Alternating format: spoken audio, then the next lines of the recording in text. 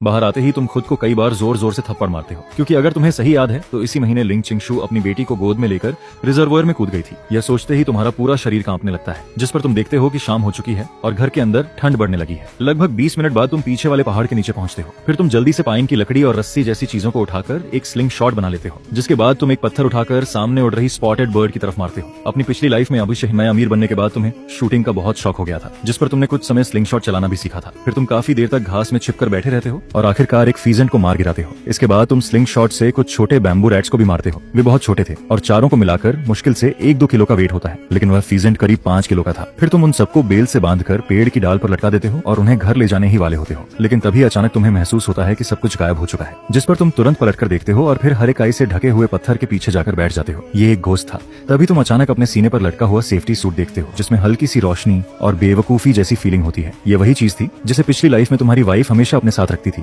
न जैड न प्लास्टिक। और जब उसने नदी में कूद जान दे दी थी तब यह रिजर्वोयर के किनारे पड़ा मिला था, जिस पर जब तुम उसे ध्यान से देखते हो तब उस सेफ्टी सूट की रोशनी अचानक गायब हो जाती है। फिर तुम खुद को रोक नहीं पाते और हाथ बढ़ाकर उसे छू लेते हो। अगले ही पल तुम एक अलग स्पेस के अंदर पहुंच जाते हो, लेकिन सिर्फ देखकर ही समझ आ जाता है कि यह जगह तुम्हारे वार्ड से भी छोटी है। फिर कुछ बार ट्राई करने के बाद तुम्हें समझ आता है कि जैसे ही तुम उस सेफ्टी सूट को हाथ से पकड़ते हो तुम इस स्पेस के अंदर आ जाते हो, और अगर बाहर निकलना हो तो सिर्फ दिमाग में सोचने से तुम वापस बाहर आ सकते हो। इसके बाद तुम सामान लेकर सीधे किचन में चले जाते हो, और जब पूरी तरह अंधेरा हो जाता है तब तुम शाम को पकाए हुए सूप का बड़ा सा बाउल लेकर हॉल में आते हो। चिंग चिंग, खाना खा लो, मैंने तुम्हारे लिए स्पॉटेड सूप बनाया है, इससे तुम्हें मिल्क भी आएगा। तुम लगातार 3 बार आवाज लगाते हो, जिस पर लिंग चिंगशू धीरे धीरे कमरे से बाहर निकलती है। लेकिन जब वह टेबल पर रखा हुआ सूप देखती है तब भी वह उसके पास नहीं आती। वह बस वहीं खड़ी रहती है और उसकी आंखों में तुम्हारे लिए नफरत साफ दिखाई देती है, जिस पर तुम खुद को देखते हो। तुम्हारे कपड़े जगह जगह से फटे हुए थे और तुम्हारे दिल में एक अजीब सी चुभन होने लगती है। इस जमाने में जहाँ हर चीज की कमी है, वहाँ लिंग चिंगशू इतनी खूबसूरत थी, लेकिन तुम खुद एक कीचड़ में लथपथ आदमी जैसे थे। तुम्हें वह मिली, लेकिन तुमने कभी उसकी वैल्यू नहीं की। और अब जब तुम उसे देखते हो तो उसकी आंखों में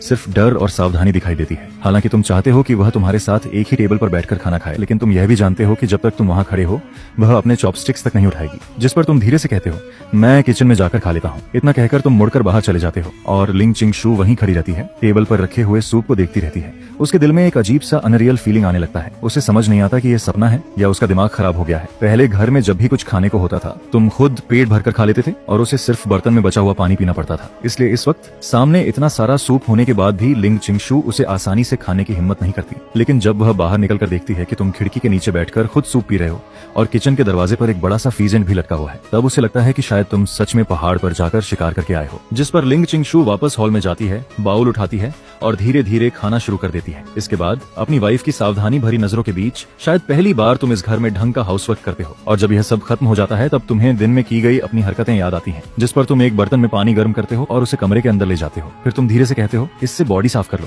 इतना कहकर तुम पानी नीचे रख देते हो और जल्दी से मुड़कर बाहर निकल जाते हो, जिसके बाद तुम दरवाजे पर काफी देर तक बैठे रहते हो। फिर कुछ देर बाद कमरे के अंदर से हल्की हल्की पानी की आवाज आने लगती है, जिस पर तुम सिर उठाकर आसमान में फैले हुए तारे देखते हो और मन में सोचते हो कि कल किसी भी तरह पैसे कमाने का तरीका ढूंढना पड़ेगा। घर की हालत जल्दी ठीक करनी होगी, क्योंकि अब मौसम ऑटम में आ चुका है और विंटर में यहाँ का तापमान -20 डिग्री तक चला जाता है। ऐसे में तुम्हारी वाइफ और बेटी के लिए गर्म कपड़े खरीदना बहुत जरूरी है, वरना इस विंटर में शायद तुम्हारी वाइफ और बेटी बच नहीं पाएंगी। फिर जैसे ही पानी की आवाज बंद होती है तुम उठकर कमरे के अंदर जाते हो, लेकिन तुम्हें अचानक सामने देखकर